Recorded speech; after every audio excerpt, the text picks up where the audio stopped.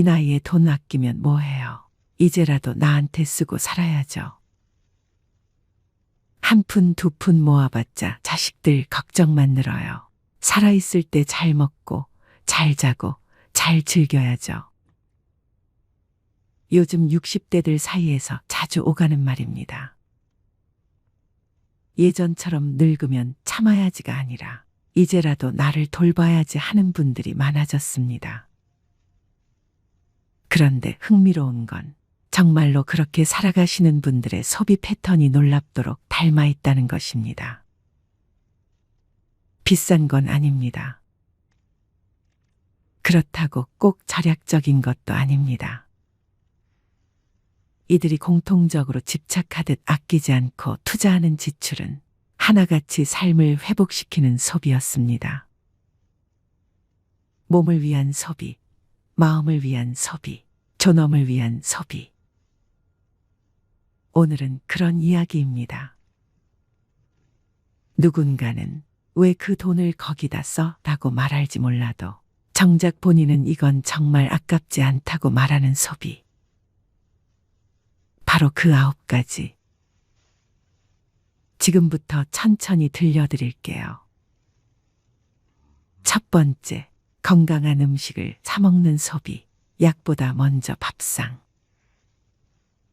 혈압약 먹으면서도 라면으로 끼니 때우는 게 세상에서 제일 어리석은 거죠. 76세 이복자 어르신은 늘 시장에서 직접 제철 나물을 고르고 들기름과 된장은 믿을 수 있는 곳에서만 삽니다. 누군가는 말합니다. 그 돈이면 그냥 배달시켜 먹지. 하지만 이 어르신은 말합니다. 내가 만든 밥은 약이고 사 먹는 음식은 위로 들어온 병이다. 건강한 소비의 시작은 약값이 아니라 식비입니다. 나이 들수록 입맛은 정직해지고 몸은 더 예민해지니까요. 두 번째, 정기 건강검진.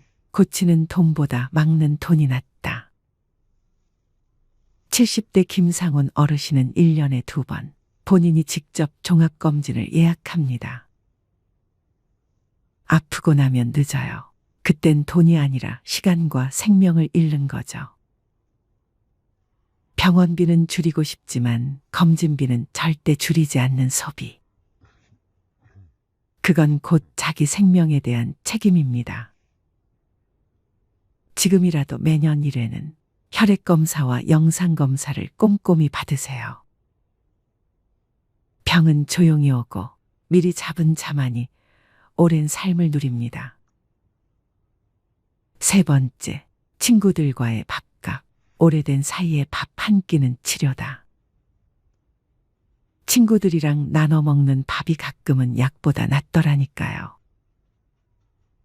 인천의 71세 최순자 어르신은 한 달에 한 번 꼭 고등학교 친구들과 삼겹살에 소주 한 잔 기울입니다. 누구는 치매가 걱정이고 누구는 남편이 병원에 있고 누구는 자식이 연락이 없다 하더라도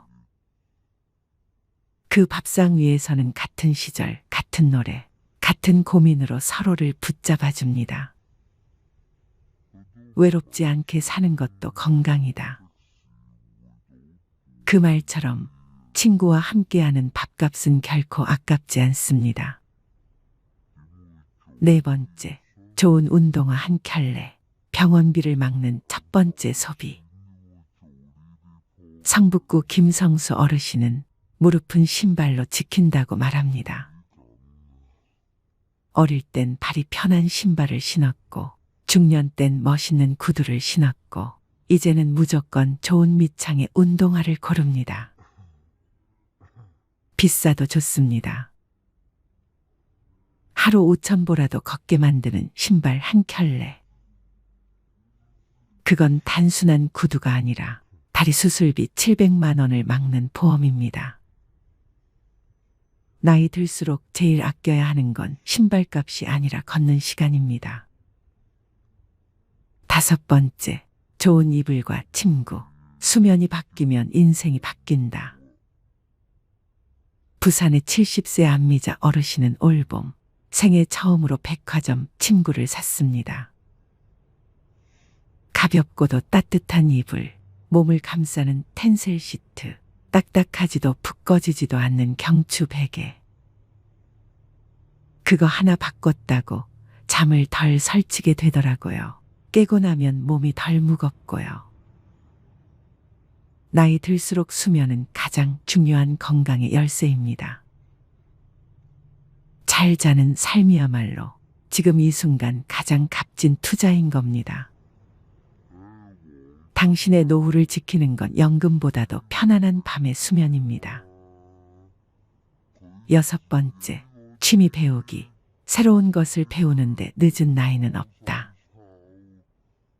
은평구의 69세 정윤호 어르신은 요즘 수채화 강좌에 빠져 있습니다. 매주 화요일 공방에서 물감 냄새를 맡고 손으로 꽃을 그리는 순간이 하루 중 가장 나답게 숨 쉬는 시간이라고 말합니다. 그림이 뭐 대단하겠어요. 그냥 나한테 집중하는 시간이죠. 누군가는 뜨개질을 배우고 누군가는 시를 쓰고 또 누군가는 늦깎이 영어 수업을 듣습니다. 배운다는 건 곧 살아있다는 증거입니다. 무언가에 설레는 감정이 남아있다는 것. 그건 돈보다 소중한 소비입니다. 7번째, 나만의 조용한 공간, 고요한 시간을 사는 지출. 70대 한창의 어르신은 집 근처 작은 책방에서 한 달에 2번 북큐레이션 좌석을 예약합니다. 음료 하나와 함께 조용한 좌석, 들려오는 클래식, 창밖나무. 그 시간만큼은 아무도 날 방해하지 않아요. 오롯이 나만의 공간, 나만의 속도. 이런 공간을 위해 지출하는 건 과한 사치가 아닙니다. 고요하고 안정된 마음을 위한 소비. 혼자 있는 법을 잊지 않기 위한 연습입니다. 요즘 60대들은 사람 많은 데서 환호받는 소비보다 조용한 평온에 돈을 씁니다. 그게 삶의 격입니다. 8번째, 스스로 움직일 수 있는 교통비 자립을 위한 지출. 광주의 72세 이정자 어르신은 운전면허를 자발적으로 반납한 뒤 버스와 지하철을 자주 타고 다니십니다. 처음엔 좀 무서웠어요. 근데 타고 나니까 내가 아직 세상 속에 있다는 게 느껴졌어요. 택시를 타면 편하긴 하죠. 하지만 매번 누군가를 기다리는 삶은 자립을 잃게 만듭니다. 교통비는 외출의 자유를 사는 돈입니다. 세상과의 연결, 내가 어디든 갈 수 있다는 자율성. 그건 노후의 품격입니다. 9번째, 미뤄뒀던 나만의 여행, 혼자라도 떠나는 소비. 가족이랑은 늘 바빠서 못 갔어요. 그런데 이번엔 혼자라도 가보기로 했어요. 춘천의 68세 문옥희 어르신은 지난달 제주에 혼자 다녀왔습니다. 누구에게도 맞추지 않고 식당도 숙소도 풍경도 온전히 자기 속도로 누렸습니다. 처음엔 무서웠는데 돌아오는 비행기에서 울었어요. 살아있는 내가 고마워서. 많은 어르신들이 이제는 여행을 가족을 위한 것이 아니라 자신을 위한 것으로 씁니다. 누군가와 함께하지 않아도 괜찮은 여행, 혼자서도 충분히 풍경을 느낄 수 있는 여정. 그건 노년의 용기입니다. 지금까지의 삶은 누군가를 위해 쓰는 소비였습니다. 자식, 배우자, 부모, 회사, 모임. 하지만 이제는 나를 위해 쓰는 소비가 필요합니다. 비싸거나 화려하지 않아도 좋습니다. 단지 나를 건강하게 만들고 나를 지켜주며 나를 잃지 않게 해주는 소비. 그게 바로 노후의 최고의 소비입니다. 마지막으로 이렇게 스스로에게 물어보세요. 내가 이 돈을 썼을 때 내 몸과 마음이 더 건강해졌는가? 이 소비가 나를 돌봐주고 있나? 그렇다면 아깝지 않습니다. 그건 누가 뭐라 해도 잘 쓴 돈입니다. 지금 당신이 쓰는 돈이 더 오래 살게 해주는 것이 아니라 더 좋게 살게 해주는 소비이길 바랍니다. 지금까지 열심히 살아온 당신, 이제는 제대로 누릴 자격이 있습니다. 나이 들수록 돈은 줄고 소비는 줄여야 한다는 말, 머리로는 알면서도 정작 카드 명세서를 보면 한숨부터 나오는 분들이 많습니다. 나는 그렇게까지 안 썼는데, 별거 안 했는데 왜 이렇게 빠져나갔지? 사실 노후에 가난은 돈이 없어서가 아닙니다. 무의식 중에 반복하고 있는 소비 패턴이 당신의 노후를 잠식하고 있는 겁니다. 특히 오늘 이야기할 9가지 소비는 6070세대, 즉 소비를 줄여야 할 시기에 오히려 집착하고 있는 지출 항목들입니다.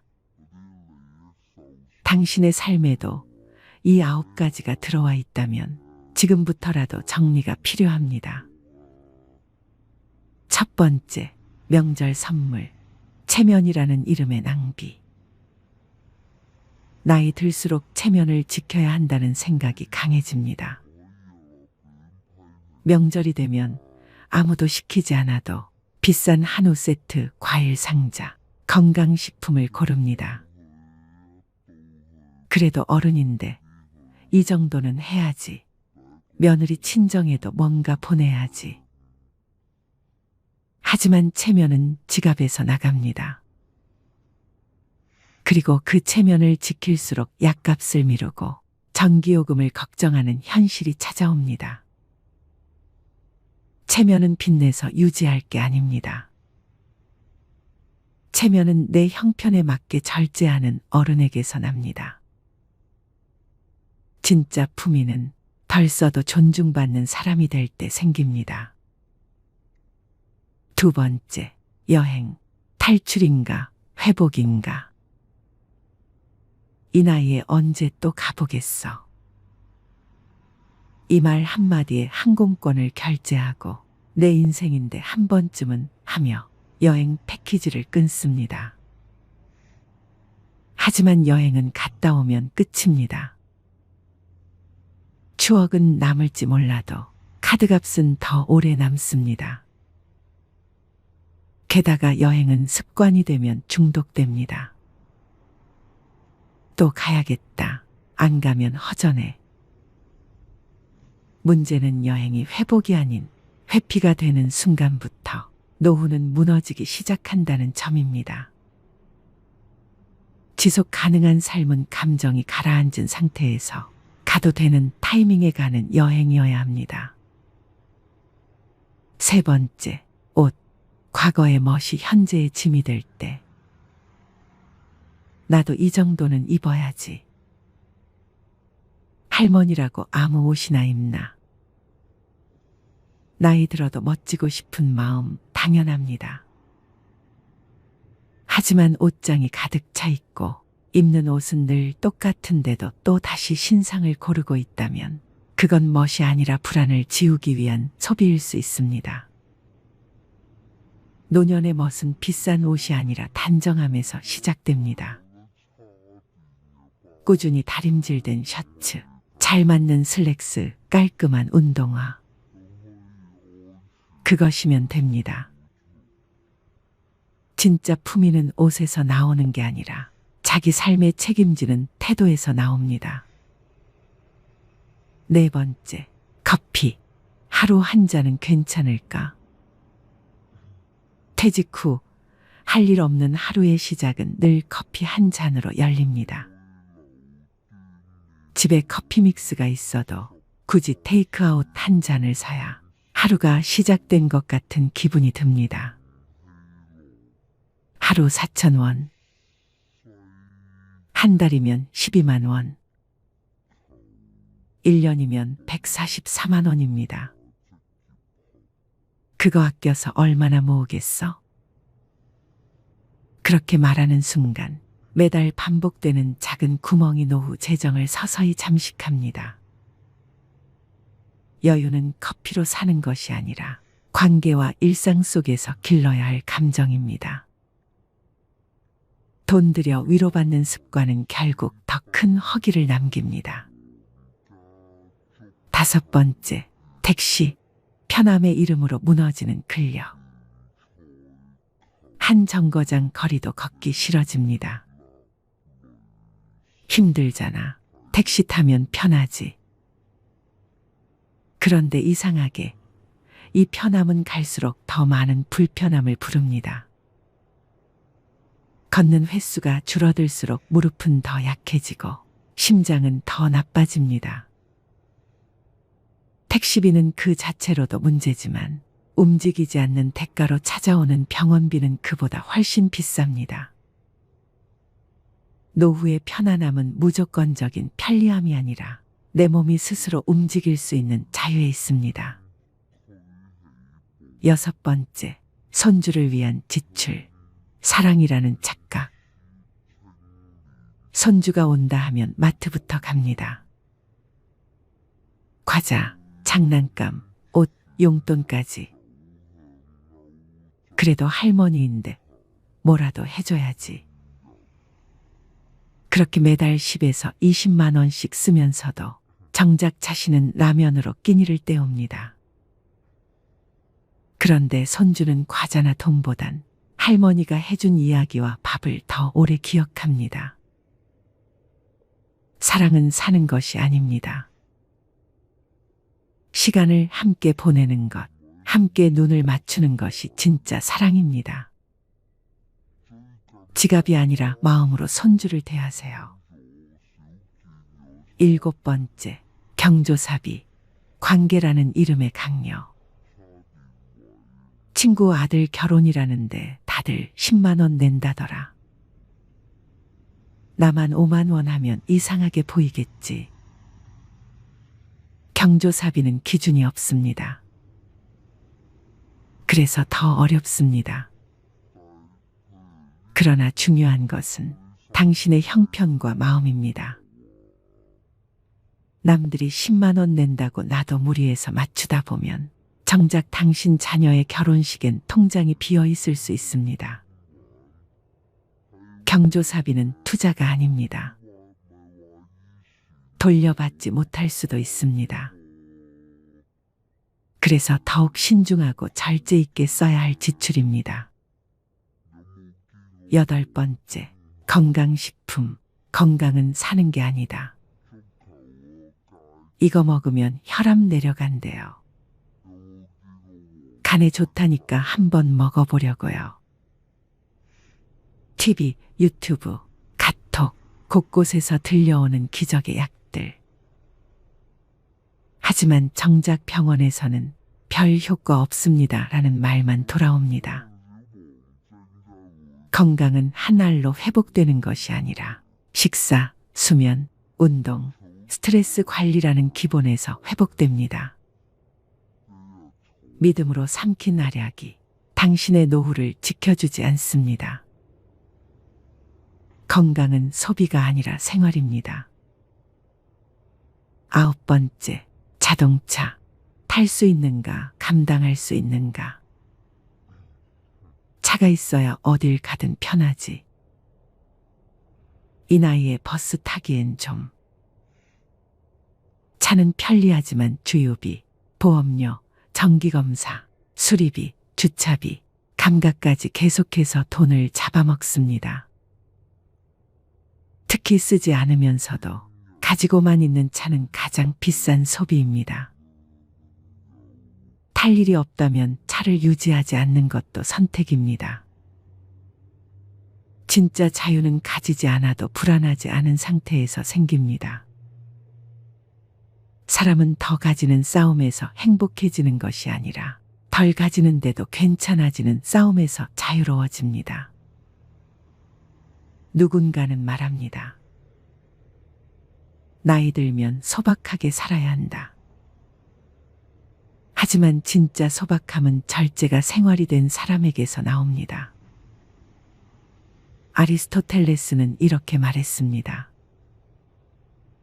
훌륭한 삶이란 많은 것을 소유한 사람이 아니라 적게 필요로 하는 사람에게 주어진다.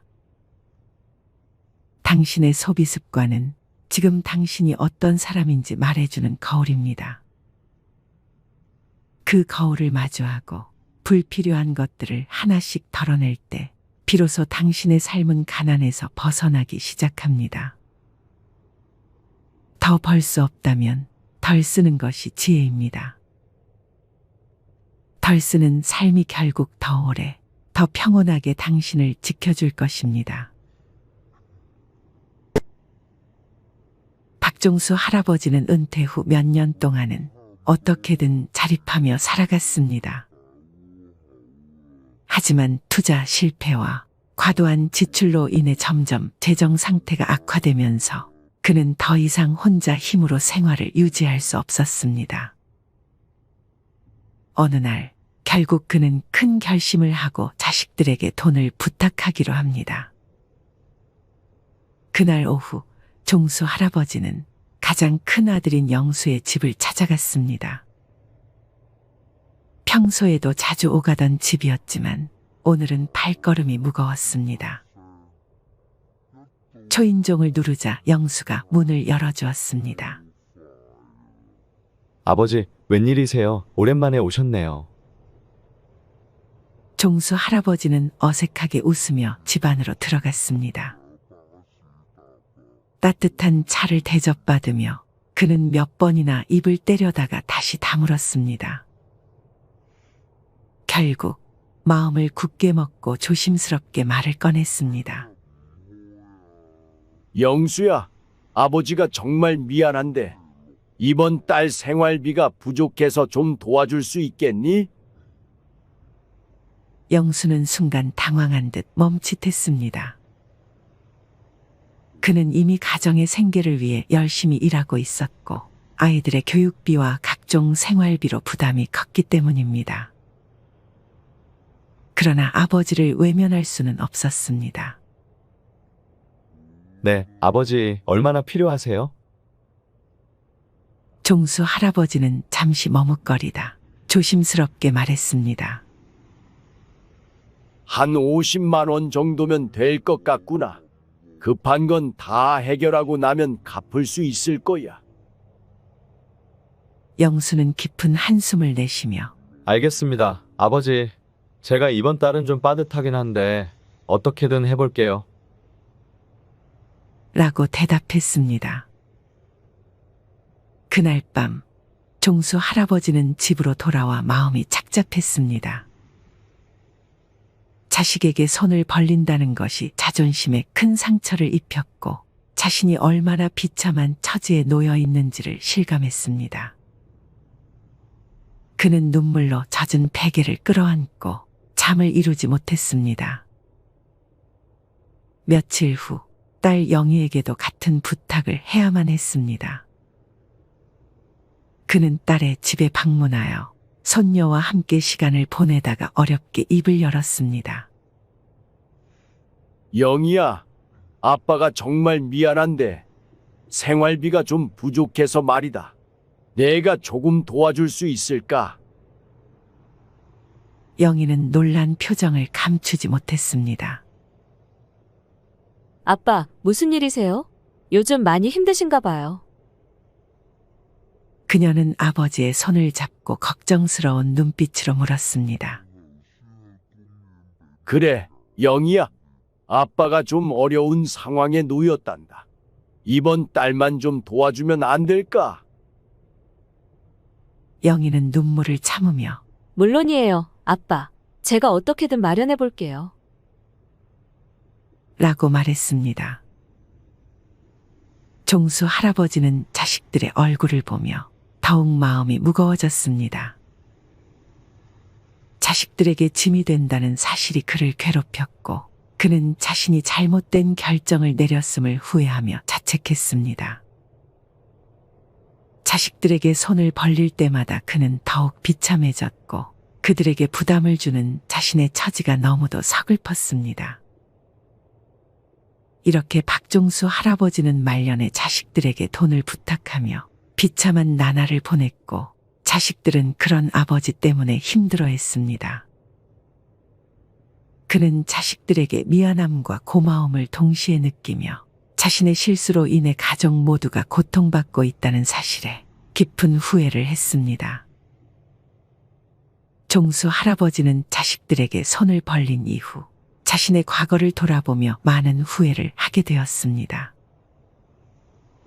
그는 젊은 시절에 많은 잘못된 선택을 했다는 것을 깨달았습니다. 특히 몇 가지 지출은 그의 재정 상황을 악화시키는 큰 원인이었습니다. 첫째로, 종수 할아버지는 젊었을 때 친구들과의 술자리에 많은 돈을 썼습니다. 그는 술을 좋아했고 친구들과 어울리는 것을 즐겼습니다. 매주 금요일 저녁마다 그는 친구들과 함께 술집에 가서 밤늦게까지 술을 마셨습니다. 그때는 재미있고 즐거운 시간이었지만 그렇게 쓴 돈이 한 달, 한 해를 넘어가며 상당한 금액이 되었음을 나중에야 깨달았습니다. 그는 그 돈을 저축하거나 투자했다면 지금과는 다른 상황이었을 것이라고 후회했습니다. 둘째로, 종수 할아버지는 무리한 모임과 회식에 큰 돈을 썼습니다. 회사에서 중요한 자리나 회식이 있을 때마다 그는 자신이 적극적으로 나서서 계산을 하곤 했습니다. 후배들과 동료들에게 좋은 인상을 주고 싶어 했기 때문입니다. 그는 자신의 지갑을 열며 후배들에게 인심을 베푸는 것이 당연하다고 생각했지만 그로 인해 쌓인 비용은 그의 재정에 큰 부담이 되었습니다. 셋째로, 종수 할아버지는 가족 여행에 많은 돈을 썼습니다. 그는 가족들과의 추억을 만드는 것이 중요하다고 생각해 자주 여행을 떠났습니다. 해외여행도 여러 번 다녀왔고 국내에서도 좋은 숙소와 맛있는 음식을 즐기기 위해 아낌없이 돈을 썼습니다. 물론 가족들과의 추억은 소중하지만 그로 인해 재정적 여유가 사라진 것을 후회했습니다. 넷째로, 그는 고급 소비품에 많은 돈을 썼습니다. 명품 가방, 고급 시계, 최신 전자기기 등을 사면서 그는 일시적인 만족감을 느꼈지만 나중에 그것들이 자신의 삶에 얼마나 큰 영향을 미쳤는지 깨닫게 되었습니다. 특히 명품 소비는 주변 사람들에게 자신을 과시하기 위한 것이었지만 그로 인해 큰 금액이 낭비되었습니다. 마지막으로 종수 할아버지는 자식들에게 과도한 지원을 했습니다. 자식들이 결혼할 때, 집을 장만할 때, 심지어 손자들의 교육비까지 그는 아낌없이 지원했습니다. 자식들을 도와주는 것이 부모의 당연한 역할이라고 생각했지만 그로 인해 자신의 노후 자금을 마련하지 못했다는 것을 후회했습니다. 이렇게 종수 할아버지는 자신의 과거를 돌아보며 많은 후회를 했습니다. 그는 자식들에게 부담을 주지 않기 위해 신중하게 재정 관리를 했어야 했다는 것을 깨달았습니다. 마지막으로 좋은 글 하나 소개해 드리겠습니다. 이 글을 들으면서 여러분들이 살아온 인생을 한번 돌아보시길 바랍니다. 이젠 나 스스로를 사랑해야 한다. 우리는 이 세상에 올 때 혼자였다. 갈 때도 동반자가 있을 리가 없다.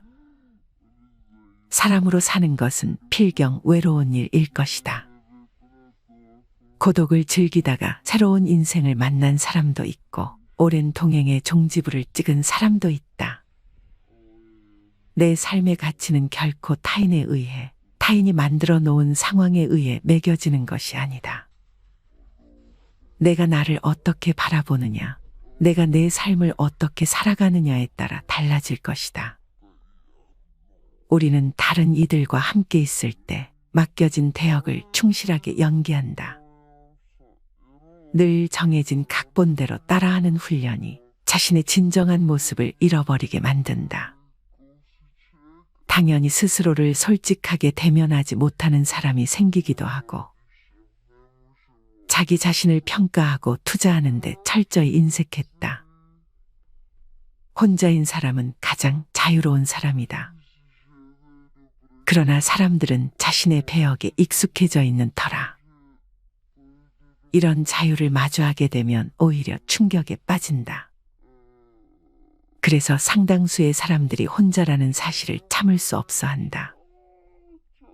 혼자는 곧 외로우며 공허하고 단정짓고 착각 속에 빠진다. 하지만 사람은 모두 자신의 길을 당당히 걸어가야 한다. 이젠 자식도 배우자도 일상의 삶에서 잠시 내려놓고 그들만큼이나 사랑한 열정을 오래 잊고 지냈던 나 자신과의 사랑을 위해 사용해 보기로 하자. 이젠 나 스스로를 사랑해야 한다.